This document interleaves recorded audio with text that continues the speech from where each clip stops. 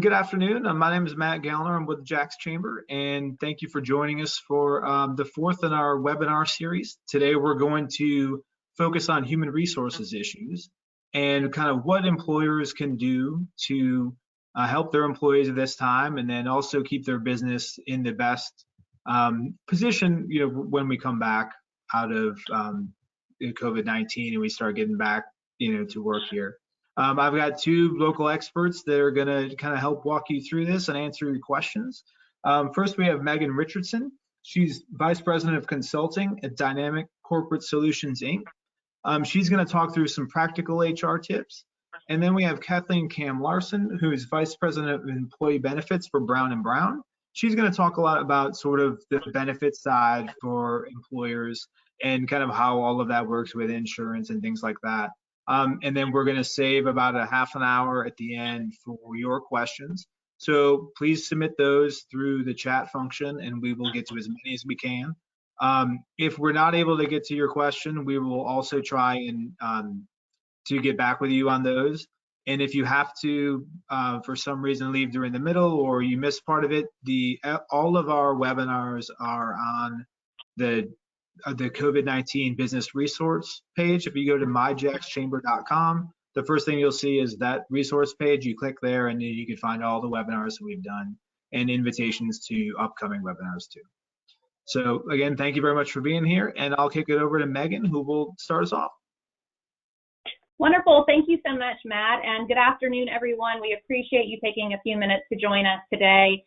Kathleen and I are going to be sharing our half an hour, and I have a lot to unpack because I'm sure all of you are dealing with a lot of just kind of the gauntlet of HR decisions that you're trying to make right now. So I'm going to try and go through an equal mix of both some practical tips with some things that we need to think about and some things that we should be doing, and then also some compliance-based issues. Want to make sure that you're aware of all of this rapidly changing legislation, as well as some of the resources that the government making available to us, and especially to small businesses right now.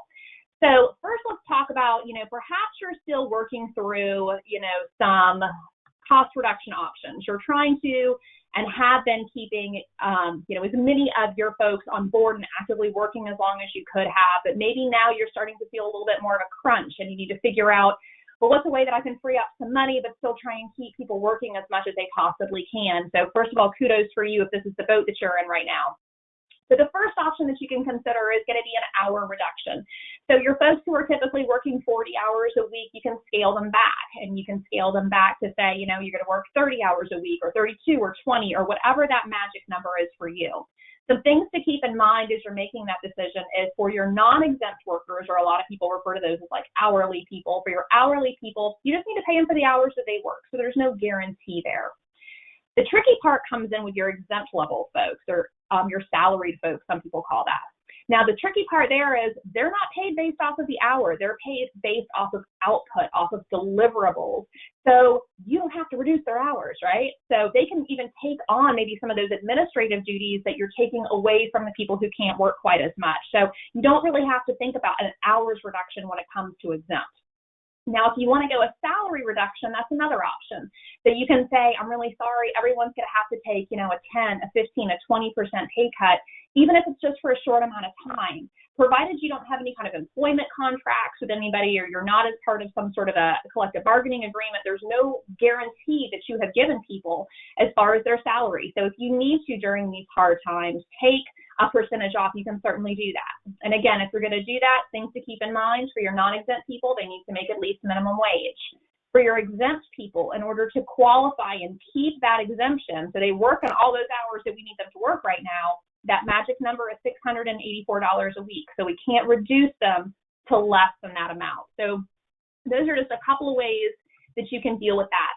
Some other things to consider if you're looking at, maybe something a little bit more permanent. So maybe it's going to be, layoffs or office closures. So first thing we need to think about there is going to be, are we talking about a short period of time? Or are we talking about a long period of time? Are we talking about forever?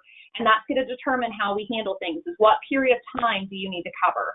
How many people are going to be affected? Are you looking at perhaps this is just one small department or one division, or is this something that's going to affect the organization across the board? Trying to think about the planning and the time. Things to keep in mind is that the way that unemployment is calculated, that week starts on a Sunday. And in Florida, the maximum number that you can earn in the state of Florida per week is $275. So what we want to do when we're thinking about timing and possibly laying people off is to try to allow them not to have already earned $275 as part of the week. So let's say you terminate them on a Wednesday. If they've already earned $275 by Wednesday, they can't get unemployment for the rest of that week. They're going to have to wait until the following week. So just some things to think about. If you can keep them whole for the week, it's going to benefit them in the long run with the unemployment filing, which we're going to talk about. Always with the messaging, of course, we want to make sure, this is my favorite word in HR, is consistency, that everybody's hearing the same message. It's a difficult decision, but we have to do what's best for the business right now, and that's our plan to rebuild from this. And if you have kind of that transparency, that's going to be crisis management 101, right? It's being transparent in that message and letting people know not only how sorry you feel, but what are your plans for return. So let's talk about some of the terms that have been flying around really, really quickly.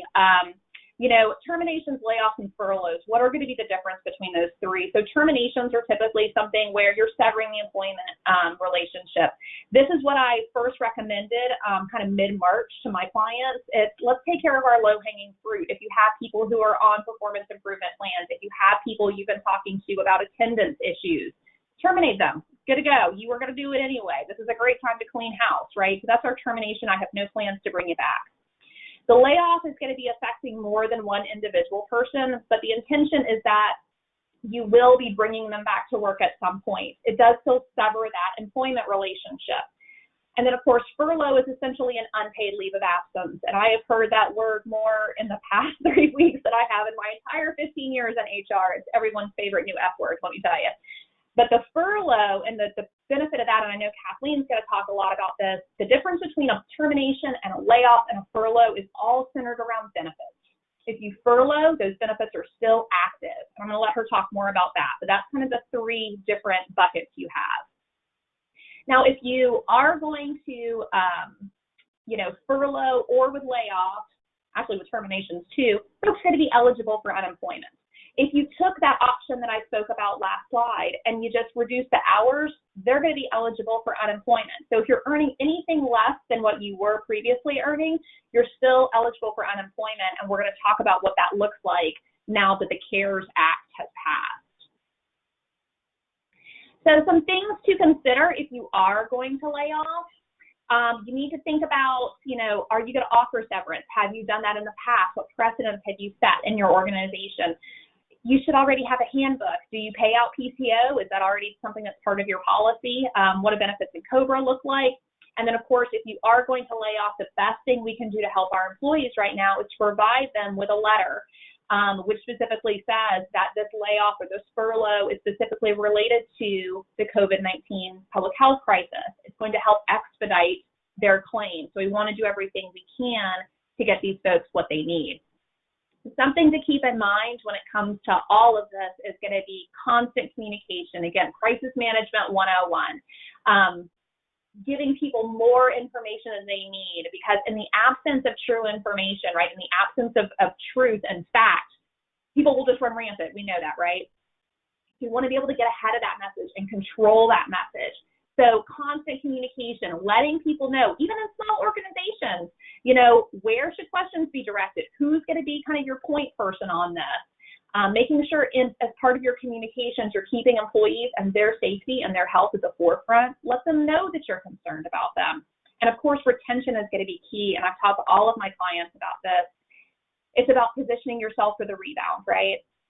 People who are not treating their employees well, people who are, I've read this last week, and Yelp laid off 1,000 people over the weekend via email. Don't be that guy, right? Those people are not coming back to Yelp. When Yelp is ready to return and bounce back, those people are going to feel so wronged and, not linked and not engaged with their organizations. They're going to have to hire 1,000 more people and train 1,000 more people, and the cost that comes along with that is going to be massive. So we want to make sure we're taking care of our people so that when all of this is over, we're able to bounce back with our same team.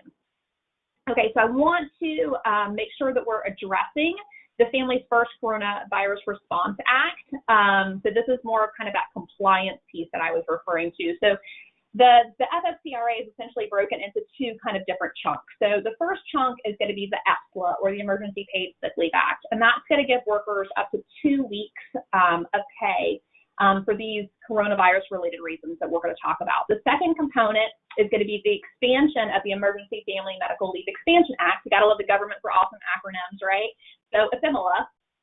And again, I know a lot of you on the phone today are small employers, and you have kind of that kind of historic lens with FMLA where you say, well, hey, I don't have 50 people, and they're not within 75-mile radius, so I don't have to worry about that. Get rid of all of that. So this is a new day. They've got new definitions, and everyone is subject to that, with a small exception, which we'll talk about. So again, this was passed effective April 1st. It's going to be through December 31st. It's specifically targeting businesses with fewer than 500 employees, and it will be part of all employers. So who counts? So part-time, people on leave. If you have employees who are a temp agency, you got to count those folks too. It really has expanded that definition of who is considered an employee. 1099s or independent contractors do not count, just FYI on that. Okay, so what is the pay? So again, we're looking at 2 quality weeks. Typically with our full-time folks, we know how to calculate that. If you have part-time folks that you're utilizing it, hopefully, you have them on some sort of a set schedule where it's, hey, they're in here Monday, Wednesday, Friday, every single week, 24 hours. I know what that looks like.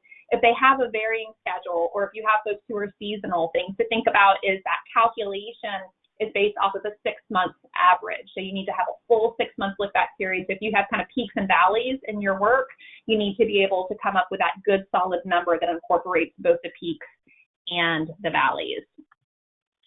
So the pay explained, there's 6 qualifying reasons, and one is going to be, these first 3 are going to be at 100% of pay, the second 3 are 2/3. So the first one is going to be, hey, I'm subject to a quarantine. The second one is I've been advised by my healthcare provider to quarantine. Or 3, I'm experiencing those symptoms and I'm seeking that medical diagnosis. So either I'm waiting to get into the doctor, or I'm somewhere in that period of 24 to 72 hours that I'm still hearing it can take to get those test results back. So that's kind of me, personal reasons. The next section is going to be caring for others. So I'm caring for an individual who's subject to the quarantine, or I've been advised by a healthcare provider. Number 5 is the kicker. Number 5 is where most people are going to qualify, especially in Florida, now that we know that the schools are going to be closed through the end of the year. So this is, I have to take care of my child because the school or their place of care is closed. And then number 6 is essentially, in my personal opinion, the government giving themselves a little bit of wiggle room. So this is, hey, it's a substantially similar condition, but it has to be specified by the Secretary of Health and Human Services and the Secretary of Treasury and the Secretary of Labor. So if this thing morphs, if it changes, they're not going to come out with all new legislation. This number 6 has given them a little bit of wiggle room. Number 6 is not, hey, I woke up with allergies, or I woke up with the regular flu and I have a fever. Does not qualify. It has to be signed off on by all these folks in order to meet that qualification. So some money caps you need to be aware of: $511 or $5,110 total per employee. So again, 511 times 10, right? And then for numbers 4 through 6, we got a cap of $200 a day or $2,000 total. Now, the great thing about this is if your employees need to use it, we get tax credits, right? And it's dollar for dollar based off of payroll taxes. I know Kathleen will agree with me. I am not a tax person. She is not a tax person. I'm not answering tax questions.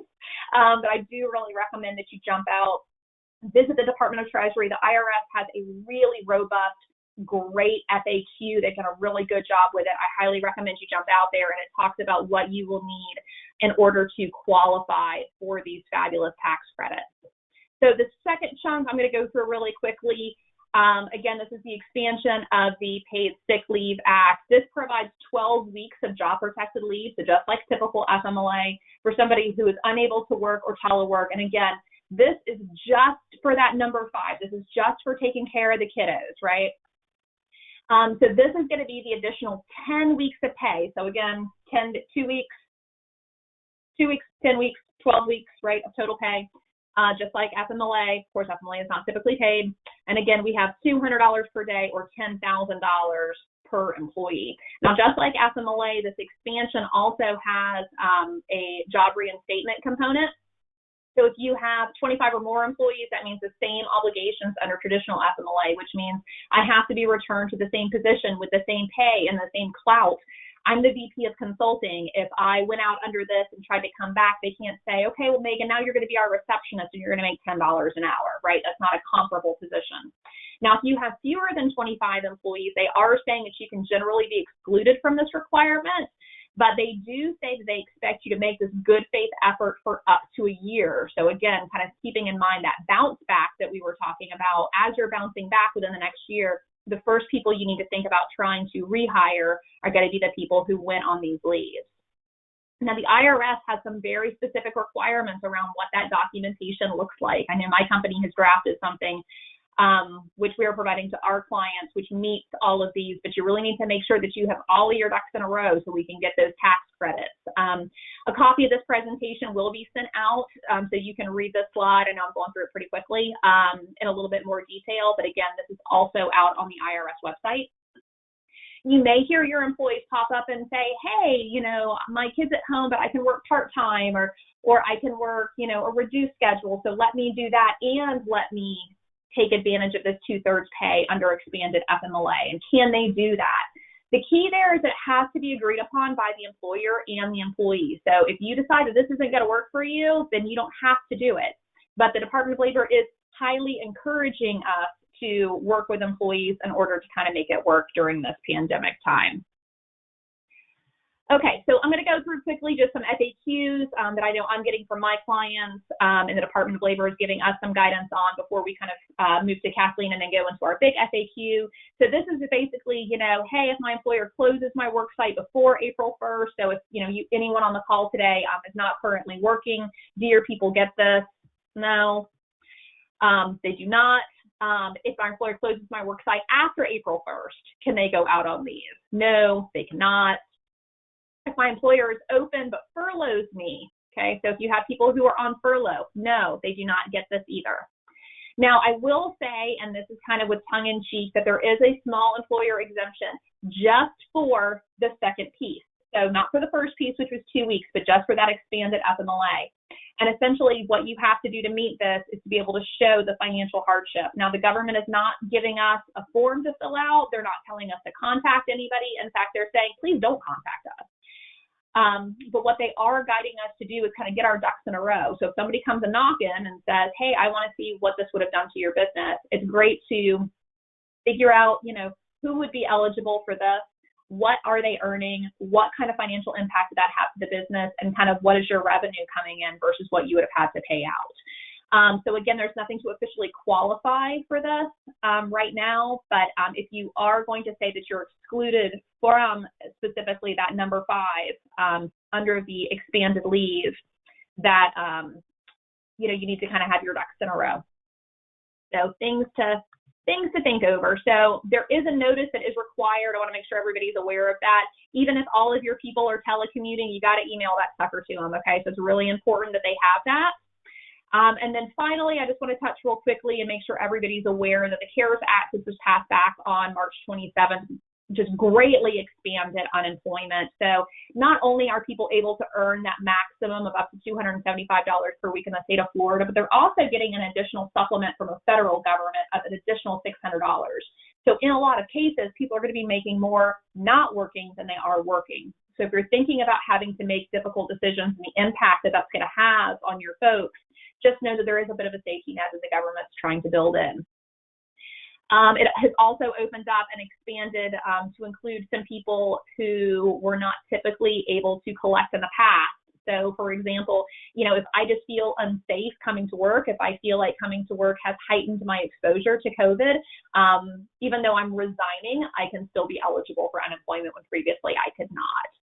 So, this is an important one to know. If we do that hours reduction, yes, they can still be eligible for that portion of unemployment from Florida, as well as the full $600 from the federal government. So again, a lot of opportunity there to earn money from the government right now.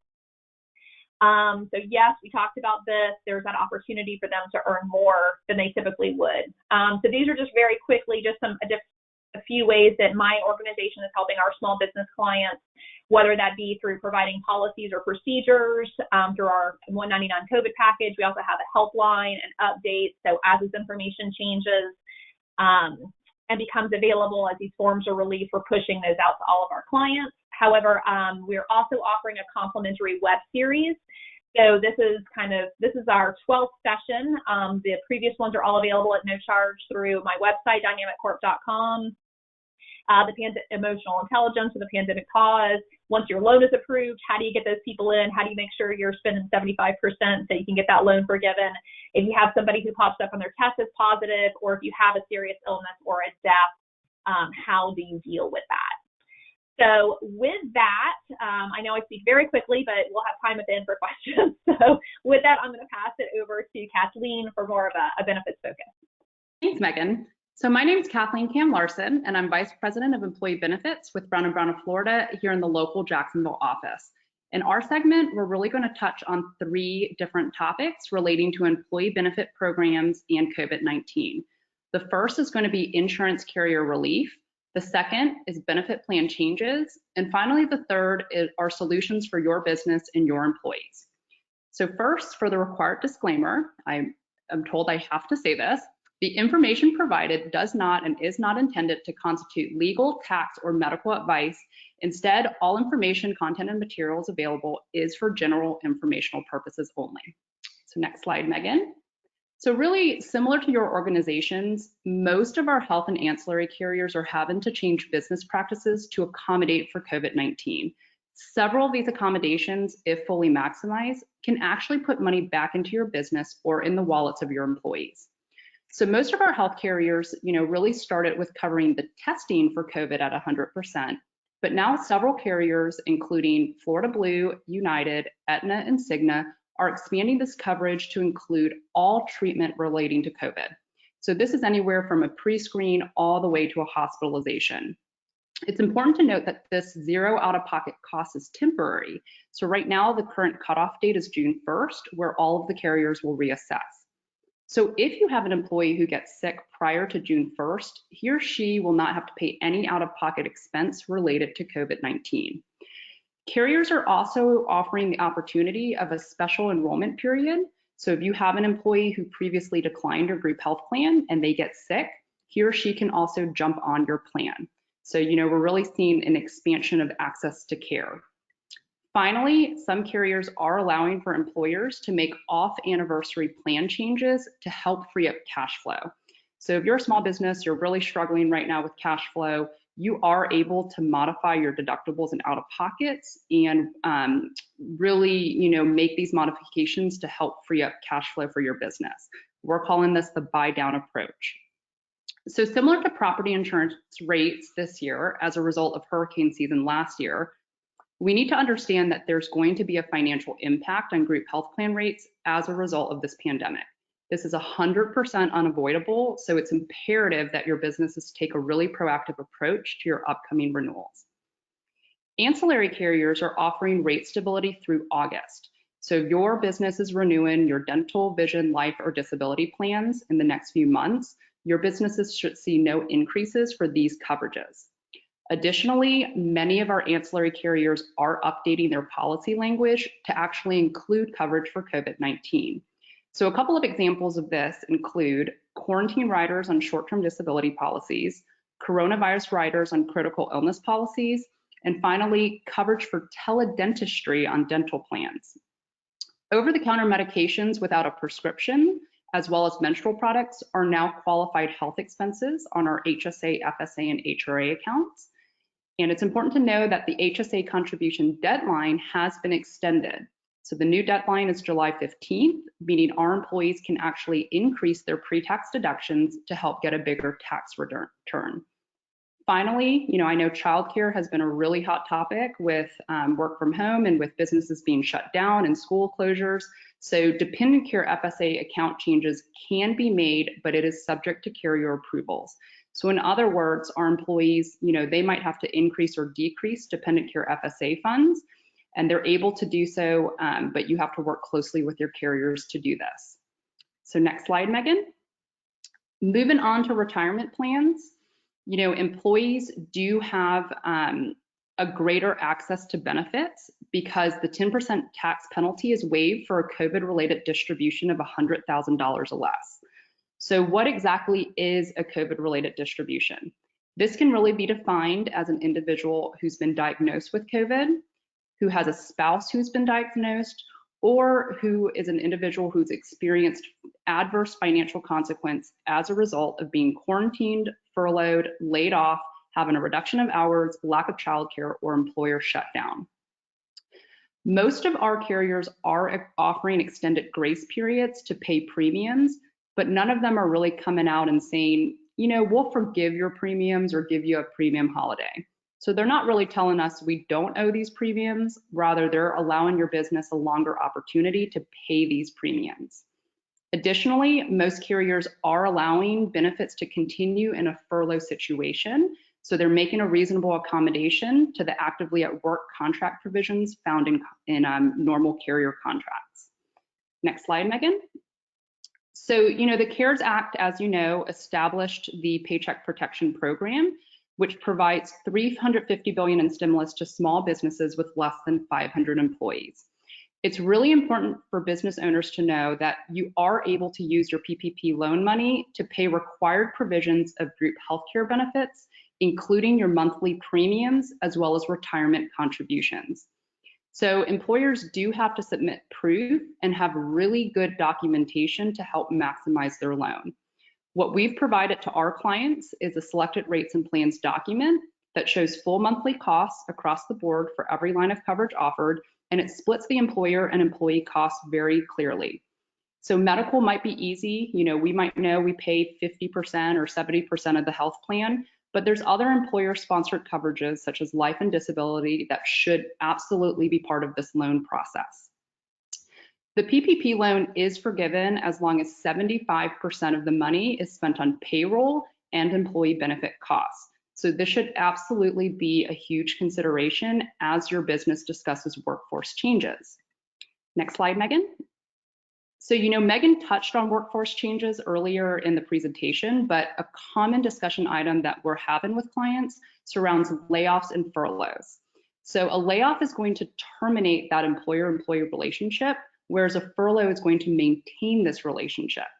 Because of this, benefits are actually going to terminate in a layoff situation, and COBRA would be triggered. Under COBRA, employees are required to pay 100% of the applicable premiums plus an administrative fee. In a furlough situation, benefits will generally continue as long as your plan documents allow for it. Large employers with over 50 employees must remember to also comply with ACA measurement rules. So even if our employees have 0 working hours, if these employees are in a stability period, it's very important that you still offer them coverage to not get caught or held up in the pay or play mandate. So really, for this reason, it's important for you to work closely with your broker to see how a furlough situation would work for your specific business and your specific insurance contracts. Next slide, Megan. So during a furlough, because benefits are continuing, employers and employees are still generally required to pay their portion of the premiums. But we might have an issue here if there's not enough income in a paycheck for employees to pay their share. So you as an employer have a couple of options here. You can have employees prepay prior to going on furlough. So if you know that an employee is going to be furloughed for 2 months, you can have the employee pay their 2 months worth of contributions up front. You can work out a pay as you go option. So for those 2 months, every month this individual is paying the business back, although that can be very administratively tedious. Or 3, finally, you can do a catch-up contribution when you come back. When an employee fails to pay their portion of the premium, it's important to know that we can remove that employee for non-pay. So next slide. So we're really going to turn gears here and talk about solutions that are available to help keep your employees safe during this pandemic. Several of the programs that we're going to touch on are available to all employers and employees at no additional cost. So telemedicine is going to be a critical component of helping our employees really get the care they need, as well as helping to prevent the spread of the disease. Employees really have to be pre-screened prior to even getting a COVID test, so telemedicine is really step one. Employees can use the telemedicine built into their health plan, or they can use our local platform here in Jacksonville called Telescope Health with the coupon code Here For You. Any telemedicine visit related to COVID-19 is going to be covered at 100% as required by legislation surrounding this pandemic. So as the pandemic causes stress, anxiety, and grief for many, mental health and self-care are going to be very important in helping to keep our employees safe and, more importantly, productive. Most employee benefit plans do have an employee assistance program built in at no cost. So the EAP, provides free services to our employees, such as access to 24/7 mental health counseling, as well as resources to help with childcare, elder care, and legal documents such as healthcare power of attorneys, wills, and trusts. Next slide, Megan. So for organizations who don't have an EAP, you can take advantage of Florida Blue's free 24/7 mental health counseling line. This is going to be available to any company or any individual in need, whether Florida Blue is your provider or not. So moving to critical illness policies. These policies have been a solution to really help provide peace of mind in a worst case COVID-related situation. We've been able to add these riders, these COVID riders, to critical illness plans for our clients, which would enable a full payout should an employee be diagnosed with COVID and end up in a hospital and be put on a ventilator. So this is really a relatively inexpensive policy that results in a significant benefit. So an example of this is you might pay anywhere from $10 to $15 a month to purchase a $10,000 policy. And if you get diagnosed with COVID and are in a hospital on a ventilator, you'll get paid out the full $10,000 benefit. So this policy will respond. As you might recall earlier in the presentation, we mentioned that most major medical carriers are covering the treatment of COVID at 100% prior to June 1st. So if you're that individual who has this really worst case COVID diagnosis, prior to June 1st, you're going to have zero out-of-pocket costs on your medical plan. So you're really keeping this full $10,000 policy or $10,000 benefit to help with things like mortgage, bills, and really other expenses that don't stop simply because you're sick. Now, after June 1st, if you were to have this $10,000 policy, and let's say the carriers aren't covering the full treatment of COVID any longer, the out-of-pocket maximums under ACA is $8,150. So the worst case scenario you'd have on a health plan is $8,150, which you could easily use this policy to fully cover that expense and then have some. So really a strategy that we're using for our clients is we're adding these types of policies off anniversary and we're doing a short plan year. So in other words, we're really adding it now to help respond to the pandemic, and we're shortening the length of the contract to make this policy renew with all other benefits. So next slide, Megan. So moving to disability insurance. This has been a really hot topic during the pandemic as to whether it's going to pay out or not. So under traditional short-term disability, an illness or accident does need to occur to trigger a claim.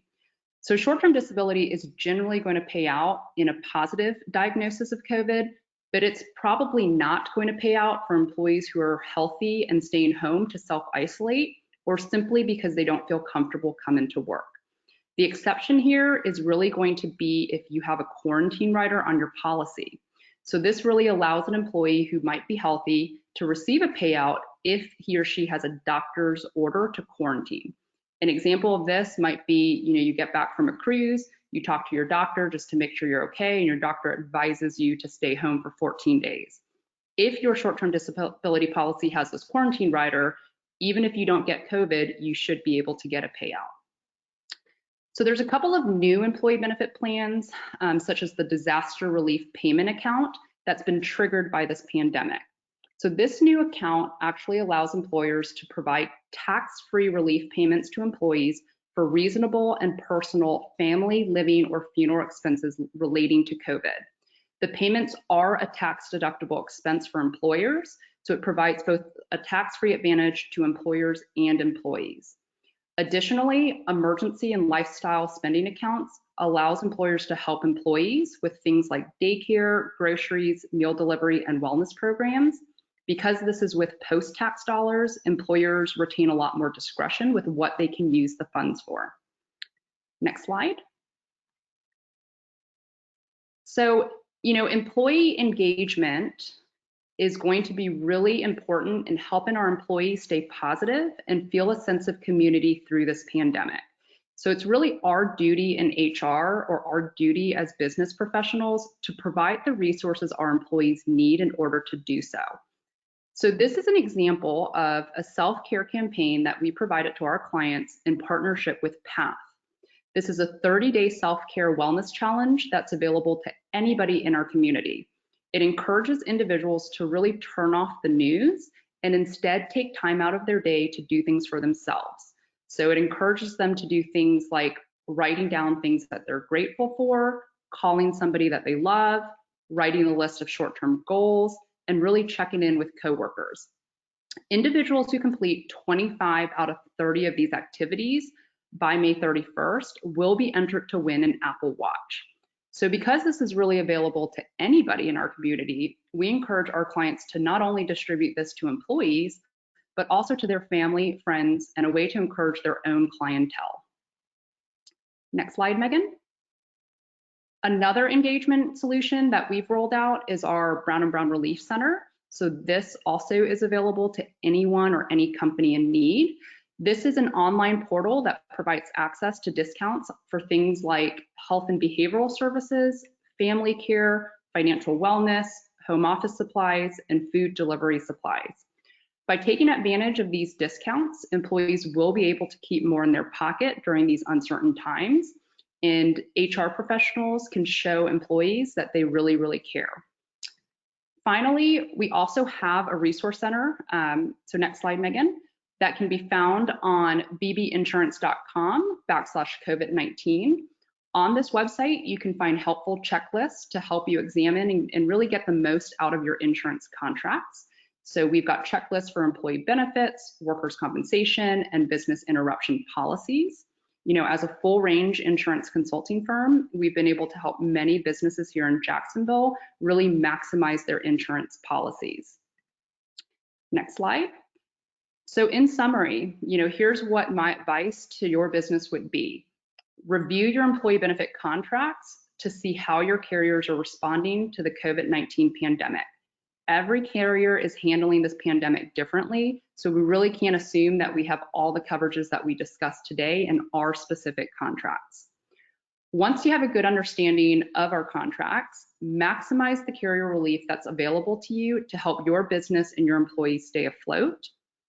Consider adding COVID-related riders onto your plans to ensure policies will pay out in the case that your employees get sick. Update your compliance documents to reflect any changes you've made in response to the pandemic. So I know in HR, document, right? And we want to do the same for COVID-related changes. Promote telemedicine, EAP programs, self-care campaigns, and our Brown & Brown Relief Center to help employees get the care that they need. And finally, take a proactive approach to your upcoming renewals because we will see rate impact because of this pandemic. So with that, I will hand it back to you, Matt. Great, thank you, Kathleen, and thank you, Megan. I really appreciate your presentation. It's a lot of really good information, and we've had a lot of questions coming in from our members as you guys have been talking, so I'm going to get to some of those real quick. I will kind of say who it's for, but if, obviously, Kathleen, if I say it's for Megan and you have something to add, just feel free to jump in. First one is for Kathleen. Can employees use short-term disability to replace income while they are home?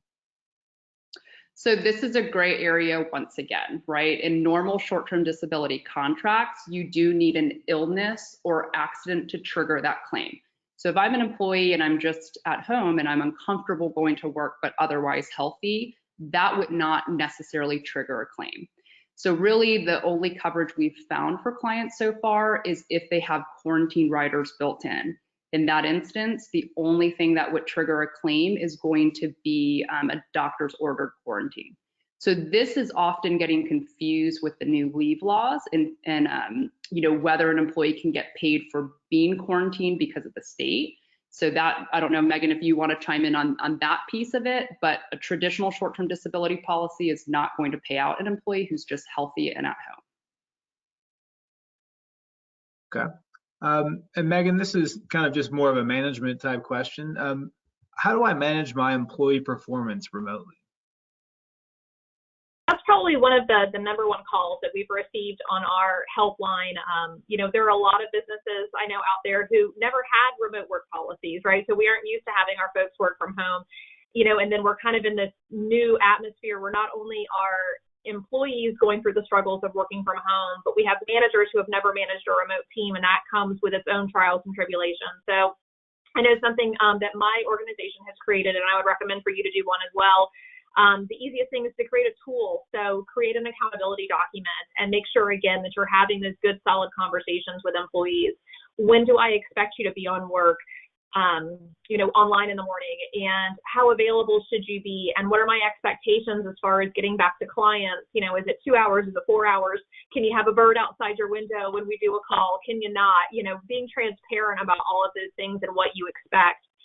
Just because people are working from home doesn't mean that they get to, sit there and not get paid and eat bonbons and do their laundry, right? So we still have a job to get done. If you're going to pay people to work remotely, you want to be able to have good things in place and good policies and procedures in place to make sure you can hold them accountable. So have those daily check-in meetings, have the accountability documents, have deadlines, do all the things that you would as if they were in the office. But again, at the same time, I'm going to say that on two sides of my mouth. This is a time where people are going, as Kathleen said, they're under a lot of stress. I'm sure a lot of you on the call today are trying to listen to us, and you're dealing with noisy kids, and kids can't get on their virtual school thing. So it's challenging. So while we do want to hold people accountable, I think it's definitely a continuum where we have to be able to look at it and say, I'm also here to support you, employee, and appreciate you, trying to work with us. And I'm going to be flexible and, allow you to take care of your personal life as well. It's a balance. Great. Thanks, Megan. Kathleen, here's a question. Can employers pay for employee health insurance premiums while those employees are on furlough or on COBRA? Yes, and that's been a really common question we're getting. So the answer is yes. We just have to treat all employees the same. So we can't say, Matt, I really like you, so I'm going to pay for your COBRA, and Megan, I really don't like you, so I'm not going to pay for your COBRA. So, as long as we're treating all employees the same, then the answer is yes. With my book of business here in Jacksonville, I manage about 50 clients. I will tell you, I don't have any clients who have paid premiums for folks who have been laid off on COBRA. I do have several who have continued premium payments, some, at 100% for furloughed employees. Okay, great. And I think this is kind of on the same topic of treating all employees similarly, but Megan, this is probably for you. If an employee is traveling for personal reasons and they're on paid time off, may I ask them where they're going? Good question. So I know that travel has been, it's my understanding kind of from that these things change daily, but, we're looking at only essential travel right now.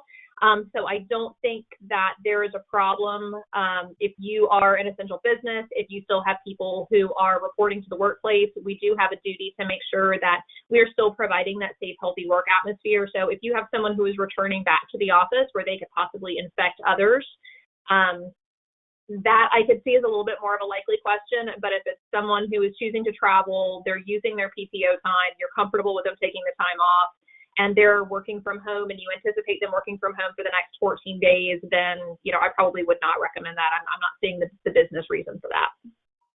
Gotcha. And this is kind of a similar question, I guess, to some degree for either one of you. Probably for Megan first. If I have an employee that has COVID-19 symptoms or a positive test, how long should they stay home from work? Assuming that we do go back, how long would it be before they physically would return to work? I don't want them to return to work until I have something from a doctor telling me that they are absolutely free from any opportunity to infect anyone. Now, I know kind of the magic number that I've heard is 14 days, but I absolutely want some sort of a release to return to work before they come back. Okay. I seem to have frozen. Can y'all still hear me? That's a great look for me. Can you still hear me? We can still hear you. Yep. Okay. Hopefully my camera will catch up. Apologies. No, that's okay. And if you want to turn the camera off and turn it back on, that's okay. That's my technological advice. Okay, so Kathleen, what should if I'm an employer and I have an employee who's not comfortable coming back to work when I ask them to, what should I do? Yeah, that's a real common question that a lot of businesses are facing. When do we reopen and what do we do with employees who really don't feel comfortable coming in? And really the guidance that we've gotten and working closely with DCSI and labor attorneys is that really employees will fall into certain buckets. One, an employee is going to fall under the new paid sick leave laws, right, or EFMLA. If that's not the case, then an employee can stay out, but they will use their own PTO to pay for their salary while they're out. Once again, short-term disability won't cover that. Number 3 is we can keep them out of work, but on an unpaid basis. So that's kind of like a furlough, right? Or number 4 is you require them to return to work, and if they don't, then you potentially replace that position. Okay. Thanks. So this is probably for Megan. If an employee is sick, is it okay for an employer to ask them whether they've been tested for COVID-19? So I think we need to have, again, the transparency is really important. The messaging is really important. The fact that we have all of these discussions with employees across the board consistently before this becomes an issue. So if you have not already done this, I would recommend starting to craft your messaging, get it out now. We need folks to share and tell us, if they're experiencing symptoms that are, kind of consistent with COVID-19. So, getting ahead of that, telling people what the obligation is, because again, if we're an essential business, if we have people who are working cheek to cheek, we have a responsibility not only to that employee, but to all of our employees, or possibly, if you're in a position where you're interacting with clients, or I have a company that works with me where they have delivery drivers, so people who are still going into other people's homes. So yeah, absolutely. We need to know, if they're experiencing those symptoms, and I think we all know what those are, but the fever, the cough, then yeah, absolutely say, is this a concern of COVID-19? Has your doctor told you that you needed to be tested? Typically, I would not get into all of the, personal health information or, anything that could violate HIPAA, but and Kathleen can speak to this, but, we're in an unprecedented time and we have obligations to our employees, our other employees and our clients as well. So Kathleen, do you want to add on to that? Yeah, I think from an insurance standpoint, you've got an obligation to protect PHI. So certainly without these unprecedented times, I think the answer to that would be no. But under OSHA, you have a requirement to provide a safe workplace. So these are really, really unprecedented times. There's a lot of gray area, but I think in this instance, it would benefit you to work closely with trusted counsel, with trusted advisors to kind of get the most reasonable answer for that situation. Yes. Okay, great. This is for Kathleen. If an employee is out with COVID-19, does short-term disability apply first and then the emergency sick pay provisions? So this is probably going to piggyback with Megan, but my understanding is that the emergency, like the EFM or the emergency paid sick leave would pay out first and then short-term disability. Okay. Because my understanding is there really can't be an offset to that new paid sick leave. Okay. Just like you can't, my understanding as well. You can't require employees to use PTO prior to that new paid sick leave. Mm-hmm. Okay. And this is probably for Kathleen also. If I received a paycheck protection loan, is there a limit of time that the business has to use the 75% of that money on payroll expenses? So I'm not a tax advisor or an attorney. I actually dropped out of law school, but I don't know if there's a given time. I just know 75% is that magical number. So Okay. a lot of the conversations I've had with clients and labor attorneys and HR consultants is we can furlough individuals, we can make workforce changes, but if we kind of exceed that threshold of 75%, at some point that loan may not be forgiven. So it's really important to consider all aspects of the business prior to making any changes. If I could just piggyback onto that, we actually just got approved for our loan on Thursday, so I'm becoming very, very familiar with this. For us, I believe that window is from, again, I'm also not a tax expert or an attorney, nor am I from the SBA. However, it's my understanding that it's somewhere from when you are funded is kind of when the clock starts, and we're looking at that period of somewhere between 8 to 10 weeks that we need to spend that 75% on healthcare costs or on your payroll. But again, your loan document should have some really specific language on that as well. Okay.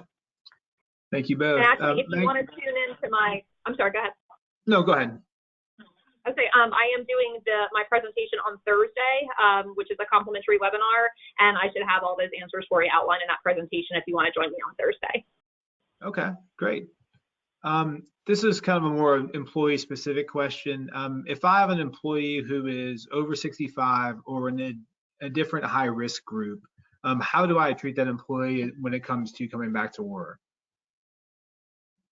So I'll field this one. I think the really important thing right now, again, unprecedented time, it has to be situationally specific.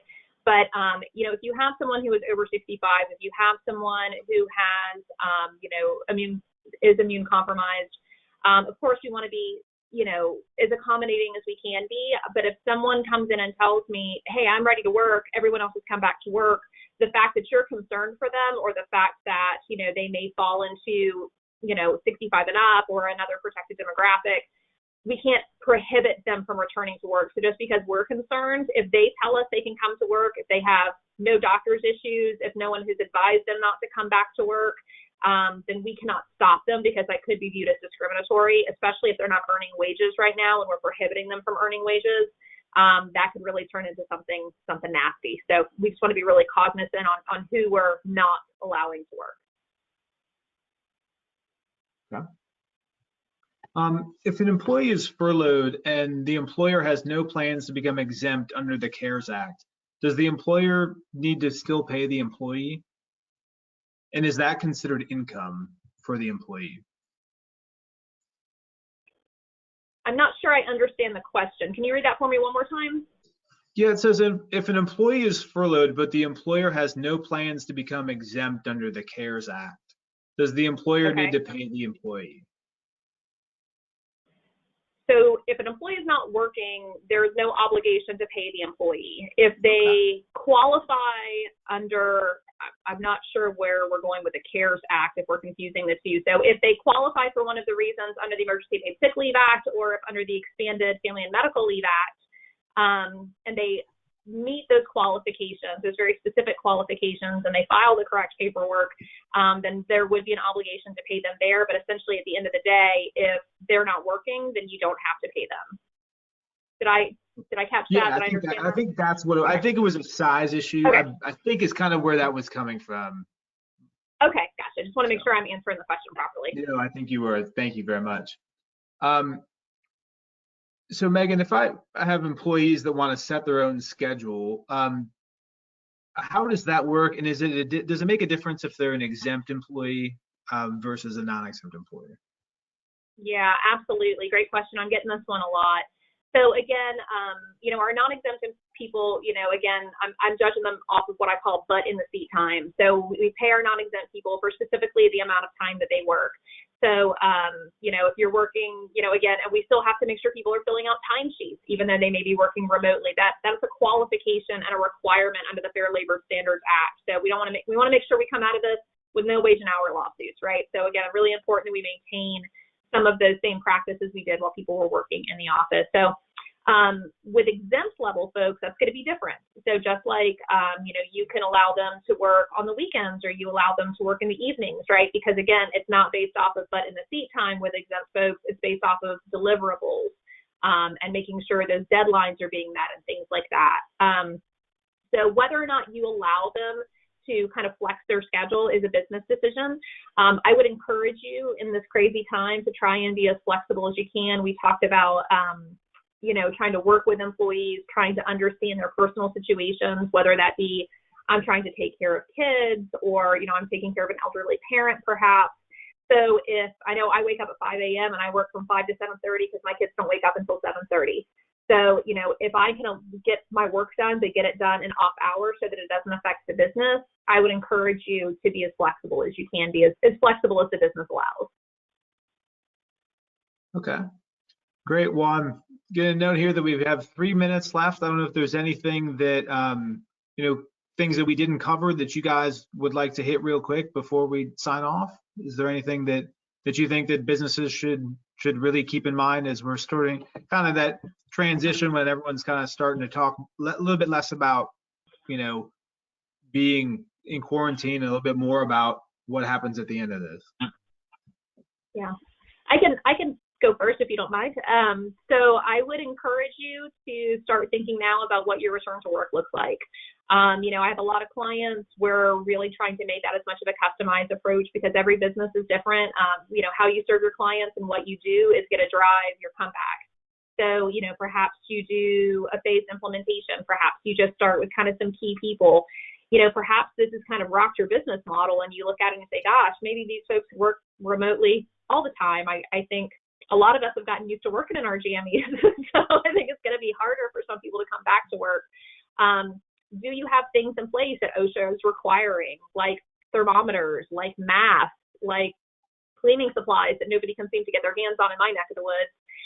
So how are you going to do that? So I would start trying to put that plan together for your business so that, when we get the all call from the governor that we can return to life as normal, that we're ready and that we're prepared for that, and you're not trying to scramble and answer a lot of redundant employee questions. So that would be my recommendation. Yeah, and then from an insurance standpoint, I think, really look into the future, not necessarily with the employee benefits, but I'm sure most of the folks on the line, business interruption policies, whereas we thought these would pay out, in a lot of cases, they're not. So there's a lot of legislation going on in the insurance world, and I think the insurance landscape will be vastly different next year. So I highly encourage you to kind of take a look at your policies now, determine how satisfied you were with whether they paid out or not, and really look to future changes for next year and beyond. Great. Well, thank you both so much for taking the time today. Again, thank you to Megan Richardson with DTSI and Kathleen Larsen with Brown & Brown, Florida. If you missed any of our other previous webinars, please go to myjaxchamber.com, and at the top you'll find our COVID-19 business resources page. You'll have links to various resources available for businesses, but also past webinars, and that's one good place to look for upcoming webinars. We have a few scheduled this week that we're trying to nail down. So thanks again for your time. We really appreciate it, and everyone have a great day. Thank you. Thanks.